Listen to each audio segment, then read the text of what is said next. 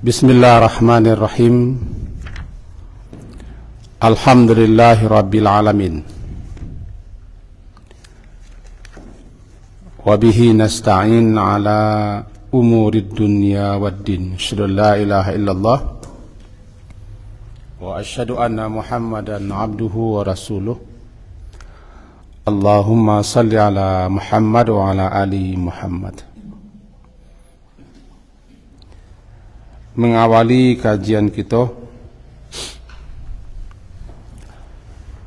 simak firman Allah Ta'ala surat Asy-Syura surat ke-42 ayat ke-25 dan yang ke-26 halaman 486. A'udzu billahi minasy syaithanir rajim. Bismillahirrahmanirrahim. Wa huwa alladzi yaqbalu at-taubata 'an ibadihi wa ya'fu 'an sayyi'at wa ya'lamu ma taf'alun. Wa yastajibu alladhina amanu wa 'amilus shalihat wa yaziduhum min fadlih wal kafiruna lahum adabun syadid. Dan dialah, yaitu Allah, alladzi yaqbalu at-taubah, yang menerima taubat, an ibadihi, daripada hamba-hambanya, wa ya'fu, dan dia memaafkan, anis sayyi'at, daripada berbagai macam kesalahan-kesalahan yang dilakukan hamba-hambanya, wa ya'lamu ma taf'alun, dan dia mengetahui apa saja yang kamu kerjakan, wa yastajibu, dan dia mengijabahi, memperkenankan doa alladzina amanu wa amilus shalihat, doanya orang-orang yang beriman dan mengerjakan amal saleh, wa yaziduhum min fadlih, dan dia akan menambah balasan pahala ganjaran kepada mereka, min fadlih, daripada karunia-Nya, wal kafiruna, dan orang-orang yang kafir itu, ingkar itu, lahum adabun syadid, untuk mereka ada azab yang sangat keras, sangat dahsyat. Demikian kira-kira terjemahannya. Di dalam Al-Quran bertebaran nama-nama Allah. Nama-nama Allah Al-Husna, dan Allah telah memperkenankan dirinya kepada kita para hamba-hambanya melalui nama-namanya itu. Makin kita pelajari, kita pahami nama-nama Allah, makin kenal kita siapa Allah. Karena nama-nama itu menunjukkan Allah. Tentu saja berbeda dengan nama-nama kita manusia. Kadang-kadang nama kita bertolak belakang malah dengan perangai, tingkah laku, perbuatan, sikap kita. Kadang-kadang nama itu tidak ada maknanya di balik nama. Pokoknya saliban nama salah. Nama sia sunjui, ndak jale se. Sia tui namanya. Dengan cara begitu Allah mengenalkan dirinya kepada kita. Siapapun yang ingin ma'rifah kepada Allah, mengenal Allah, salah satu cara mengenal Allah adalah memahami, mempelajari nama-namanya itu. Biasanya dalam Al-Quran terdapat di ujung-ujung ayat. Kadang satu nama dirangkai digandeng dengan nama yang lain. Juga Allah Ta'ala telah menjelaskan, menerangkan kepada kita tentang sifat-sifatnya yang tinggi.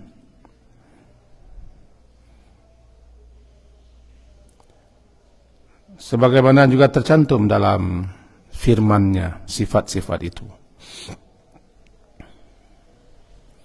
Dan nama-nama Allah terlalu sangat banyak.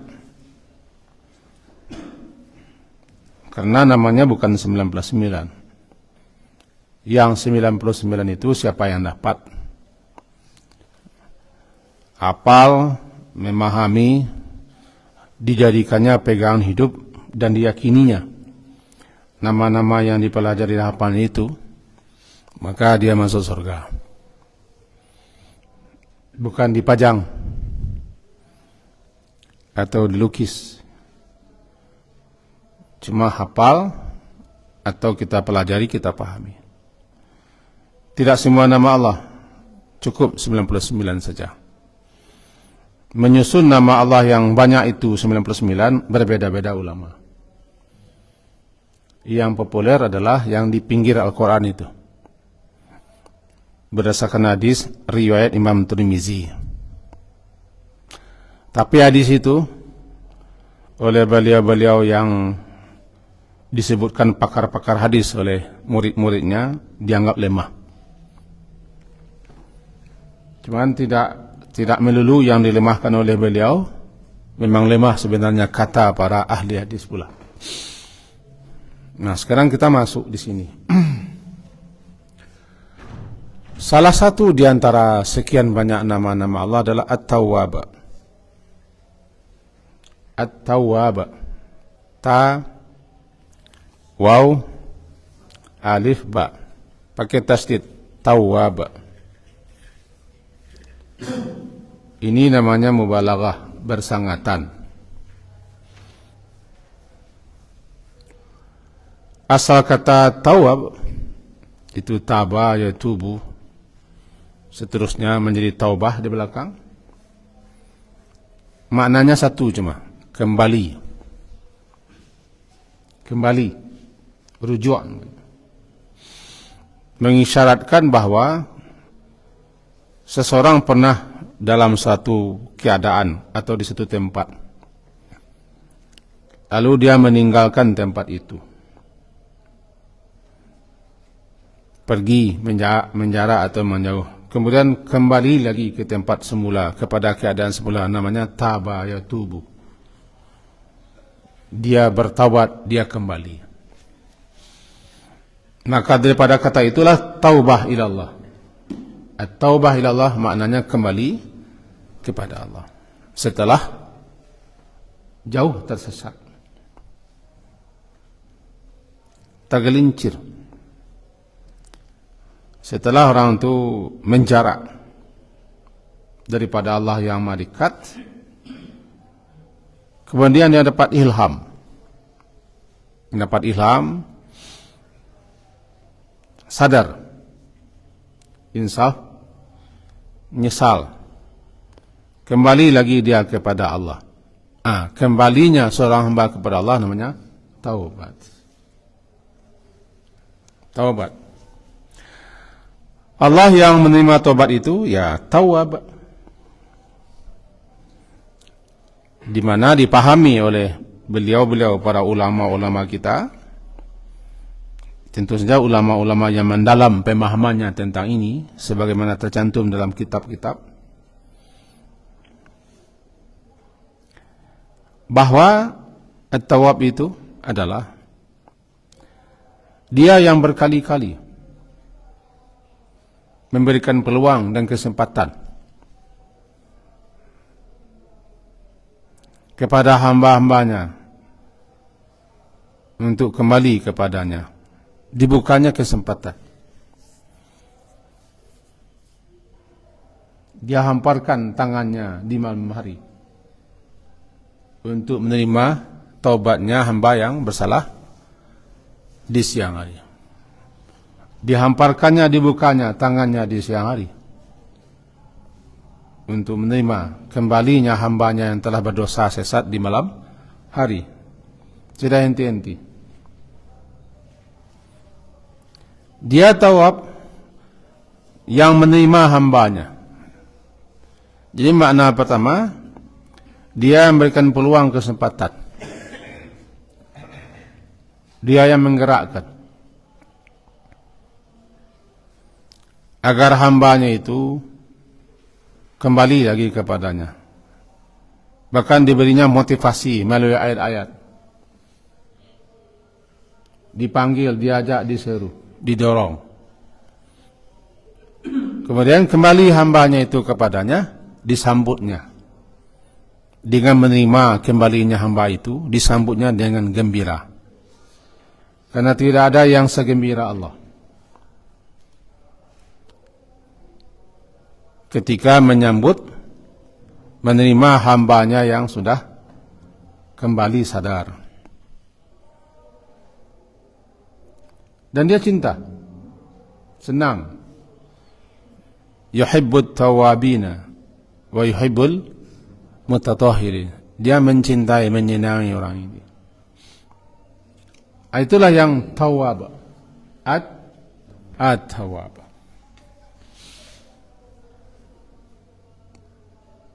Bahkan disuruhnya cepat bersegera, kan? Nah, ayat yang sedang kita baca sekarang, Asy-Syura, surat ke-42, halaman 486, bermula daripada ayat yang ke-25, dialah alladzi yang yaqbalu. Dialah yang menerima, yaqbal. Dialah Allah yang menerima taubat. Menerima apa? Menerima kembalinya hamba-hambanya itu. Setelah hamba-hambanya ini jauh tersesat, kadang-kadang terperosok sangat dalam, bukan sehari dua hari, bukan sebulan dua bulan, bahkan bertahun-tahun, bergelimang dalam lumpur dosa, jauh terseret, hanyut di bawah banjir. Kuatnya deras rayuan bujukan setan misalnya. Bertahun-tahun, bayangkan. Ada orang yang tobat umur 60. Ada yang kerjaannya membegal namanya Mun. Sampai 99, dilengkapi 100. Banyak salahnya itu.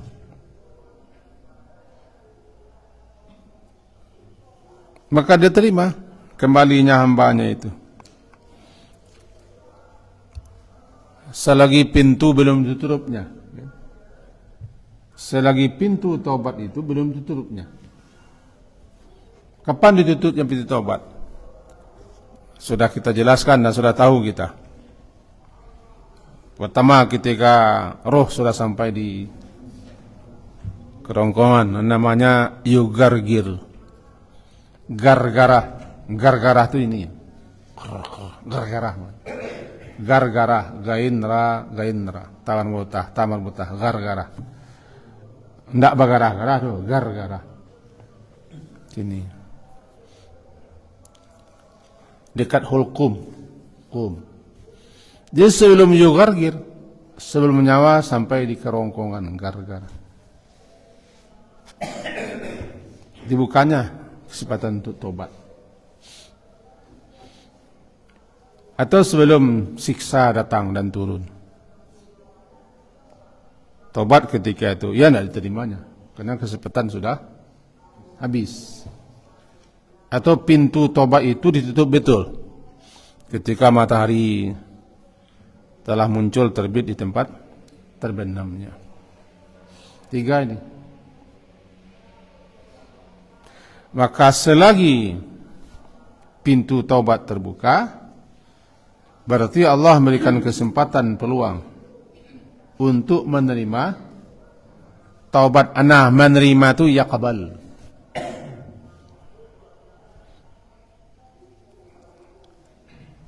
Yaqbal namanya. Dalam ayat yang lain disebutkan ya seperti itu. Ghafiridz dzambi wa qabilit taubi. Dia yang mengampunkan dosa dan dia pula yang qabil. Qabil menerima taubat si hamba. Qabil. Kemudian kata kerjanya yaqbal, menerima.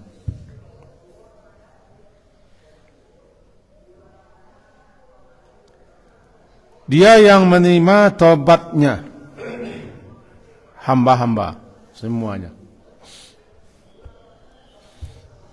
Dan tidak satu pun makhluk hambanya ini yang berhak menentukan diterima atau tidak terima. Sebab hambanya satu sama semua. Kecuali Nabi yang telah diangkat diutusnya untuk menyampaikan ini.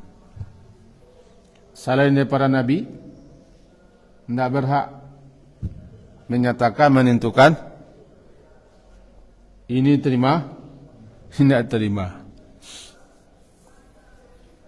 Selagi dia taubat dengan memenuhi syarat-syarat taubat, atau kata orang rukun-rukun taubat, unsur-unsur taubat, ketentuan-ketentuan taubat, adab-adab bertobat, kaifiat-kaifiat bertobat, dia yaqbal.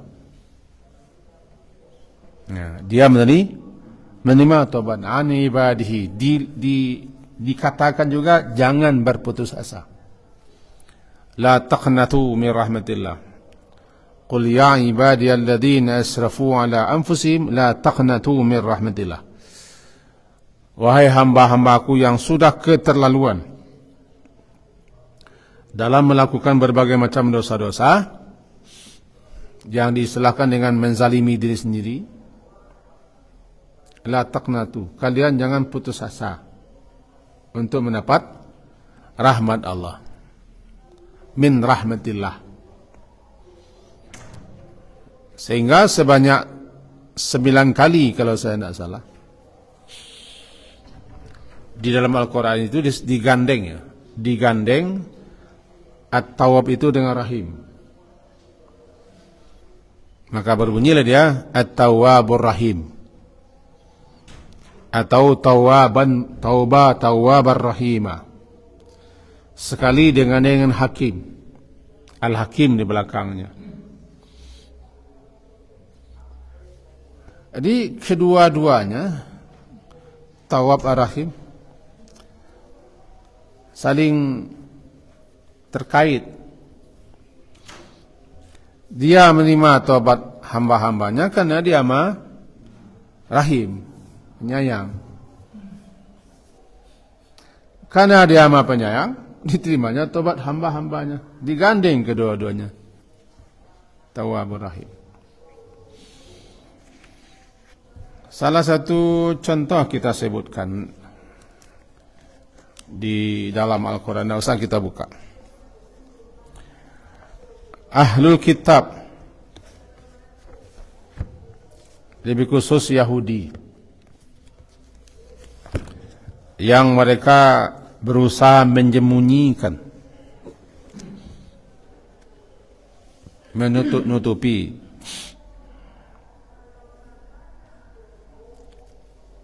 apa yang telah Allah turunkan. Innal ladzina yaktumuna ma anzalna minal bayyin wal huda.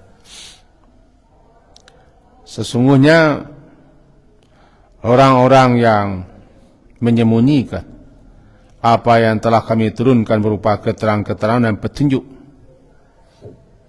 min ba'di ma bayyanahu linnas fil kitab, setelah kami terangkan atau kami jelaskan kepada manusia dalam kitab Al-Quran. Mereka ini orang-orang yang dilaknat oleh Allah. Ulaika yal'anuhumullah wa yal'anuhumul la'inun. Dilaknat oleh Allah. Dan juga mereka mendapat laknat daripada orang-orang yang melaknat. Melainkan orang-orang yang taubat wa aslahu, dan mereka orang-orang yang aslahu, mengadakan perbaikan di mana kekeliruan kesalahannya, lalu wabayanu, mereka terangkan lagi kepada orang banyak tentang kesalahan mereka karena mereka telah menyembunyikan ayat-ayat Allah. Mereka tu ulaika atubu alaihim, mereka lah yang aku terima taubat mereka. Wa anat tawwabur rahim, wa anat tawwabur rahim. Apa itu? Saya, kata Allah, Maha penerima taubat lagi Maha penyayang. Digandeng. Yahudi menyembunyikan kitab Allah. Apa yang Allah turunkan? Salah satunya sifat-sifat Nabi Muhammad yang tercantum dalam kitab Taurat,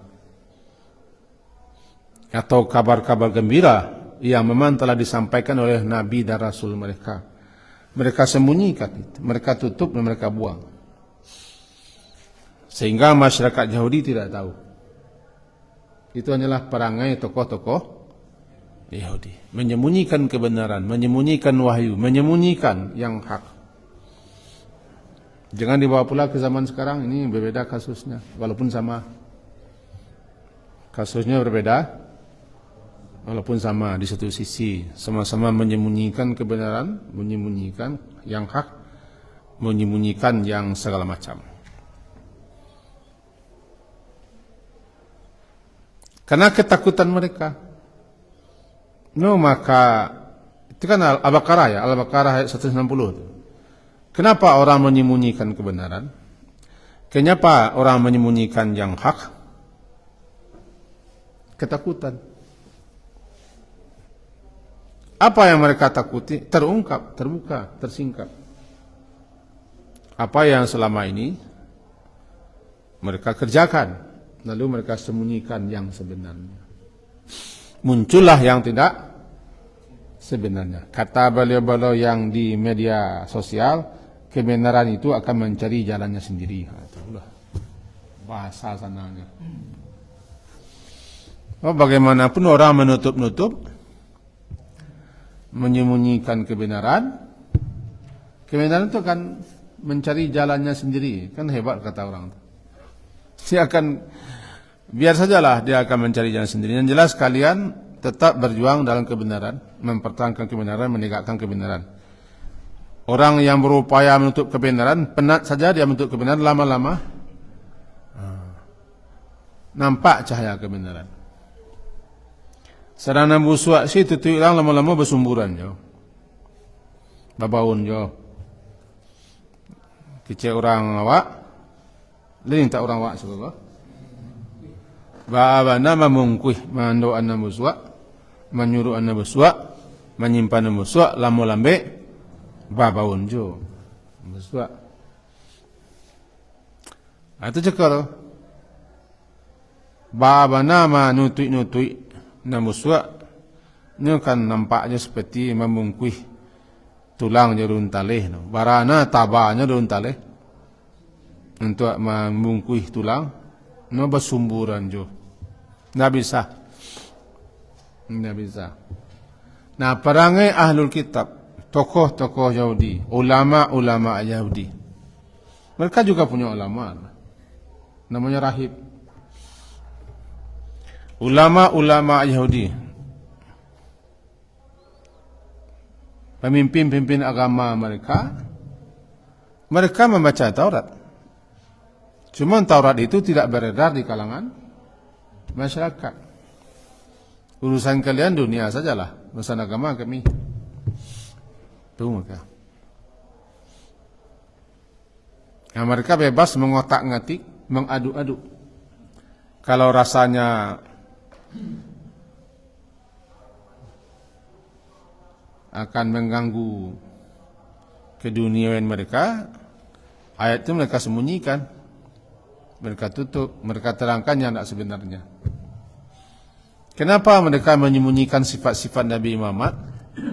Padahal jelas mereka baca ketakutan mereka, kehilangan posisi dan kedudukan jabatan duniawi. Itu watak Yahudi. Baik Yahudi dulu, Jadi kini baik Yahudi dan di Israel ataupun di Yahudi dan Konoha ya.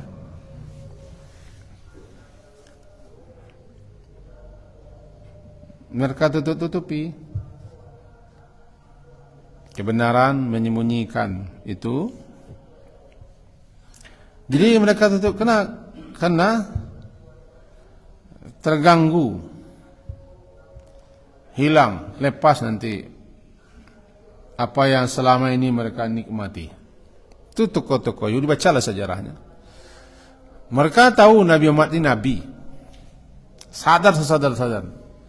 Cocok secocok-cocoknya dengan apa yang tercantum dalam kitab Taurat. Tidak berbeda. Pas. Tidak berbeda. Sama sekali pas. Cuman kalau nanti disebutkan, dijelaskan kepada kaum dan masyarakat mereka, nah, bagaimana kita? Itu masalahnya. Bagaimana kita ini? Selama ini kita telah nyaman di posisi kita. Kita selama ini telah menikmati. Secara finansial kita ini bisa 7,5 keturunan. Orang 7 keturunan, dia bisa nyaman 7,5 keturunan. Ya lah, tambah sekecil lah.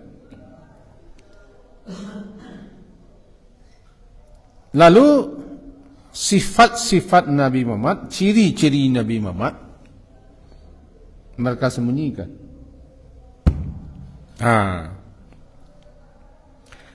Kemudian mereka jelaskan, mereka sebutkan kepada masyarakat mereka yang tidak sebenarnya. Mereka robahlah ciri-ciri Nabi Muhammad yang terdapat dalam Taurat itu. Lalu itu yang mereka terangkan. Itu namanya mereka menyembunyikan. Kalau istilah sekarang, menyembunyikan data. Tapi sesat juga membuat tanggal. Sesat juga membuat tanggal. Nampak? Itu yang cakap balik. Nah, tiba di surah Al-Baqarah ayat 160, sesungguhnya orang-orang yang menyembunyikan apa yang telah Allah turunkan berupa keterangan-keterangan dan petunjuk setelah dijelaskan sejelas-jelasnya kepada manusia dalam kitab Al-Quran, mereka ini orang yang dilaknat oleh Allah, dikutuk, disingkirkan daripada rahmatnya. Ilah, apa ilah kan? Melainkan siap orang-orang yang taubat, begitu perangainya, tingkahnya, tabiatnya, sikap mereka, taubat mereka dengan sebenar-benar taubat, semurni-murni taubat, lalu aslahu, mereka perbaiki kesalahan mereka, kemudian bayanu, mereka terangkan lagi, kami minta maaf, kami mengaku salah, ini yang sebenarnya. 3 itu. Taubat, islah, mereka bayat.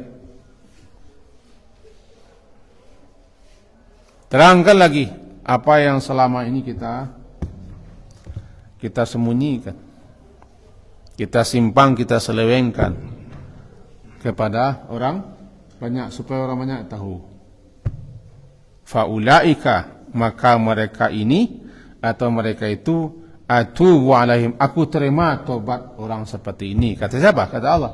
Karena saya, kata Allah, at-tawwabur rahim, saya maha penerima taubat, penyayang. Lantaran penyayangnya itulah saya terima taubat. Kira-kira begitu. Makanya gandeng at-tawwab dengan rahim. Ini juga menjelaskan kepada kita tidak boleh berputus asa, hilang harapan untuk diterima taubat. Sebagaimana yang telah memenuh 99. Ini angku ibadat kah? Ini ibadat namanya. Abid. Abid itu bahasanya ini ibadat. Karajo Bani Israel itu kan ada yang menyingkirkan diri di rumah-rumah, di tempat-tempat spesial untuk beribadat saja. Rahib-rahib, hidup kependetaan. Ada yang memilih hidup kependetaan, itu rahib-rahib. Lebih khususnya Nasrani. Ini beda dua kelompok itu. Kan masih ada waktu kan? Dua kelompok itu berbeda Alkitab, antara watak Yahudi dan Bani Israel. Walaupun mereka itu satu nasab dulunya. Induknya dulu kan Nabi Yakub, pangkalnya Nabi Yakub. Yang Israel itu kan Nabi Yakub. Maka anak cucu daripada Nabi Yakub menjadi Bani Israel.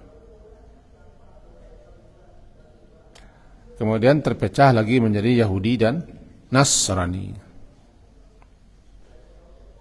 Berbeda. Yahudi lebih sangat cenderung kepada keduniawian, keserakahan, ketamaan, hidup dan kesenangan. Kalau Nasrani, pendeta-pendeta lebih memilih hidup rahbaniyah, kependetaan yang mereka ada-adakan, mereka bikin-bikin. Namanya rahbaniyah tada'uha, hidup kependetaan yang mereka bikin-bikin, bid'ah namanya. Ibtada'uha, mereka bid'ah, mereka bikin-bikin adanya hidup kependetaan. Itu surat Al-Hadid, tidak salah. Maka katabna alaihim, yang hidup kependetaan itu mereka tidak ada ditetapkan untuk mereka. Apa nama mereka? Rahib-rahib. Datanglah orang yang telah membunuh 99 ini kepada beliau yang memilih hidup kependetaan ini.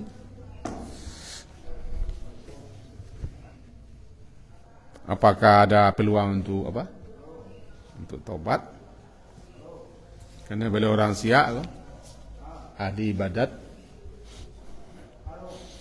Langsung saja nyatakan, tidak ada tobat bagimu. Bahasa kitonya itu. Karena memandang dirinya ya orang ko, dia suci.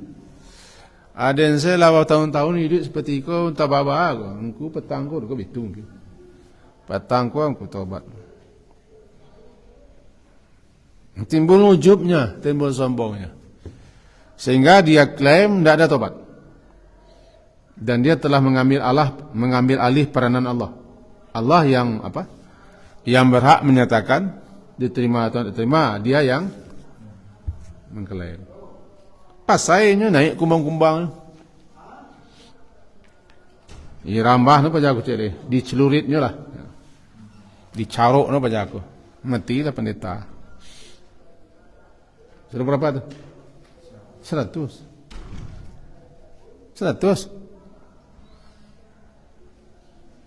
Tapi karena memang dia ingin tobat, dia terdorong untuk tobat, tidak putus asa. Setelah begitu kesalahannya,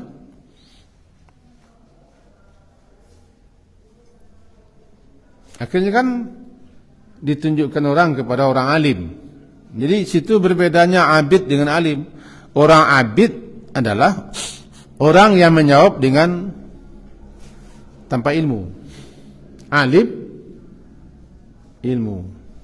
Kata orang alim, siapa yang dapat menghambatmu untuk tobat? Tapi kalau engkau tobat, begini caranya katanya. Nah, kan? Kelanjutan kisahnya kita sudah tahu. Ini tidak perlu saya kisahkan. Tobatnya orang yang membunuh 100 orang. Kenapa? Karena Allah itu Maha Penerima tobat, begitu. Tawwab. At-Tawwab, Maha Penerima tobat, dua makna.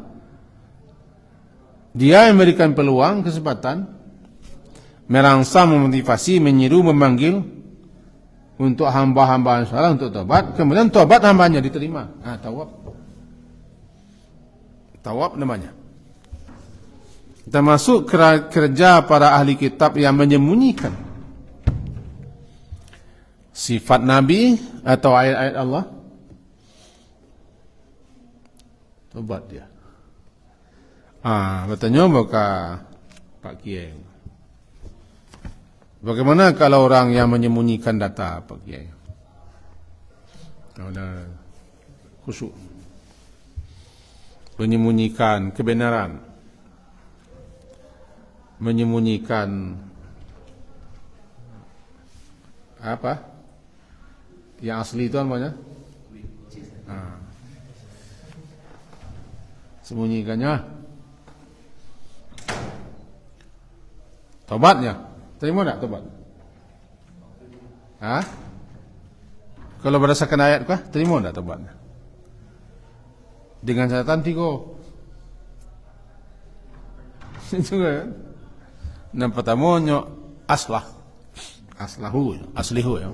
Wa aslahu, mereka perbaiki lagi kesalahan kedua mereka. Kemudian bayanu, mereka jelaskan ini yang sebenarnya. Minta maaf dan segala macam, terangkan, diumumkannya lah. Apapun risikonya harus dia tanggung.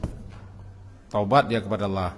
Jawabannya kalau tiba di ayat ini, ya mereka itulah yang aku terima taubat mereka, karena saya memang penyebab dan memang penyayang, kata Allah. Surat Al-Baqarah 159-160.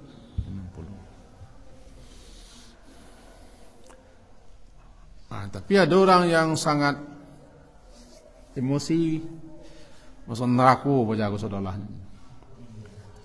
Sadu Allah lo ikan apa? Bayu sadu Allah masuk neraka. Kita tidak boleh mendahului Allah. Mudah bela, cuman berdasarkan ayat. Salah satu makna tidak boleh mendahului Allah, la tuqaddimu baina yaday Allahi wa rasulih, wattaqullah. Kalian jangan mendahului Allah dan Rasul. Takwalah kepada Allah. Termasuk kalau mendahului Allah itu jangan sampai kita lebih dulu menetapkan menentuan, menerima, menolak, mensahkan atau membatalkan taubat orang dan mengklaim orang, aku masuk surga, aku masuk neraka. Kok gegabah. Aku agak menyeleweng ke jiwa kan. Balik kepada ayat awal tadi. Dia yang menerima taubat hambanya dan memaafkan lebihnya. Taubat untuk dosa-dosa yang besar. Kalau wasaknya dosa-dosa induk-induknya, nang kadang-kadangnya, nang poka-pokanya. Nanti di mana sisa-sisanya, bekas-bekasnya. Bekas-bekas nang kumuh-kumuh itu dimaafkannya. Kenapa dimaafkannya? Ya yang tadi. Kalau tadi namanya tangguk jarang, kau tinggal repek. Kalau bahasa amai-amainya, kau namanya setrika. Kau kasih lo hand plier, apa namanya? Plier. Apa? Spray. Oh, nak plier spray. Gesok pelicin, digabung kedua. Terima tobat, dihapuskan kesalahan-kesalahannya. Wa ya'lamu ma taf'alun. Allah itu mengetahui semua yang kalian lakukan, baik atau buruk, tidak tersembunyi. Itulah Allah. Tanda-tanda diterimanya tobat orang yang bersalah, orang yang berdosa. Awak kamu dosa tu kah? Kalau orang yang sabana tobat berubah, berbeda, karajo parangai tindakan perbuatannya dari yang sebelumnya. Itulah indikasi. Nya tobat pi-nya. Itu je. Kapuak ni tak itu je. Kangkang ni tak itu je. Itu taubat belum sebenarnya. Kemudian dia tidak mau menyebut-nyebut masa lalunya. Takut menyebut-nyebut masa lalunya. Menghindar dia, cemas dia. Kan ada orang yang masih membanggakan, kalian baru ikut. Dan kabaran. Den kan? Kan masih bangganya dengan kesalahan masa lalu. Nah, orang kalau tobat tu menyabit nalamu tu takwiknya. Yang terbayang ninyo akibat nalamu tu.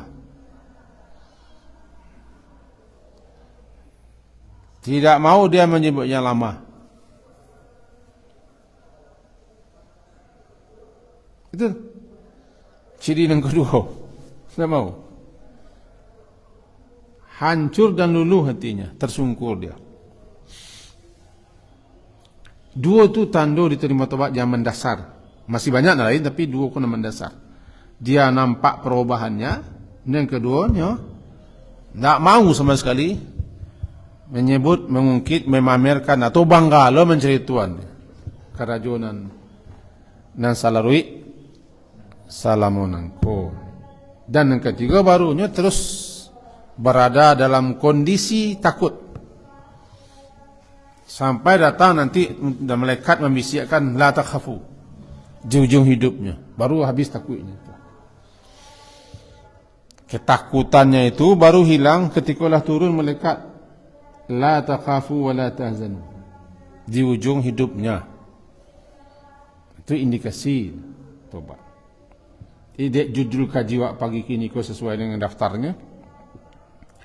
Tanda tobat diterima ya itu tadi. Karena Allah Maha Penerima Tobat, tidak ada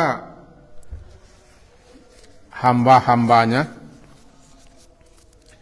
yang tidak diterima tobat, sehingga disebutkan selagi tobatnya di waktu, di masa pintu taubat masih terbuka, sesuai dengan ayat innamat taubatu 'ala Allah lilladzina ya'maluna as-su'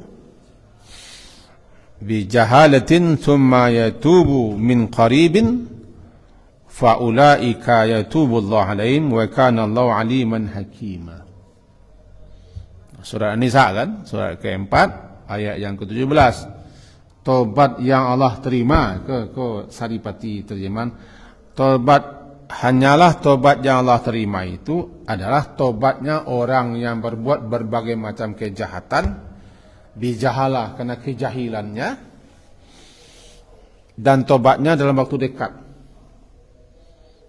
Tidak ditunda-tunda, tidak ditunggu-tunggu, cepat tobat. Karena takut dia mati, takut dia pintu tertutup. Bara bagagihnya orang, barangkit pagi hari, takut beko kanai pinjer train. Takut terlambat pesawat, terlambat kereta, terlambat bus, basi gagih. Begitu benar orang min qarib. InsyaAllah dalam kajian yang datang kita pelajari surah An-Nisa ayat 7 balik 8 balik setentangan apa kira-kira makna dibalik min qaribin, tobat dalam waktu dekat, dan tobat tidak lagi diterima ketika hatta idza hadara ahadul maut qala inni tubtu an, ayat 8 balik. Kira-kira begitu judul gaji sepagi ko. Semoga kita termasuk orang yang bertaubat. Karena Nabi sendiri dalam hadis riwayat Abu Daud nomor 1516 dan juga Tirmizi, Nabi itu kata Ibnu Umar, kami hitung-hitung beliau membaca kalimat Rabbighfirli wa tub alayya, Rabbighfirli wa tub alayya innaka antat tawwabur rahim dalam satu kali duduk apa? Lebih satu kali. Rabbighfirli wa tub alayya innaka antat tawwabur rahim. Lebih 100 kali hadis riwayat Abu Daud nomor 1516 dan juga riwayat Tirmizi dan imam lain. Kau kan nama sekali duduk apa? Sekali duduk kau beliau duduk, kami bilang, kami hitung beliau itu membaca Rabbighfirli wa tub Rabbi fili, wahai Tuhanku, ampuni dosaku dan terimalah taubatku. Innaka antat tawwabur rahim. Satu kali. Itu Nabi. Maka setiap hari kita harus beristighfar dan bertaubat. Karena setiap hari kita berdoa. Kita setiap hari mandi, maka taubat juga setiap hari. Setiap hari kita kan mandi, mengecah air untuk membersihkan badan. Minimal membersihkan tangan. Kau kan kumuh yang sifatnya lahiriah. Adalah kumuh yang sifatnya tidak lahiriah. Yang kumuh itu jiwa, batin kita, hati kita. Ya harus kita berasihan dengan jalan taubat. Maka taubat adalah mensucikan diri dari, membersihkan diri daripada kotoran-kotoran batin. Kemudian berwudu, mandi segala macam, mensucikan diri pada kotoran-kotoran lahir. Sekian gaji kita. Semoga berfaedah dan bermanfaat. Diakhiri dengan suatu garis bawah. Siana manduk-andukkan kebenaran, tobatlah. Menyembunyikan data-data selagi pintu tobat masih terbuka, tobatlah. Kau apalah yang anduk-anduk orang. Nan suka manduk-anduk nama aku Yahudi. Pakai ya nisbah. Yahudi. Subhanakallah wa bihamdika asyhadu an la ilaha illa anta astaghfiruka wa atubu ilaik. Sallallahu ala Muhammadin wa ala alihi wa ashabihi ajmain. Alhamdulillah. Assalamualaikum warahmatullahi wabarakatuh.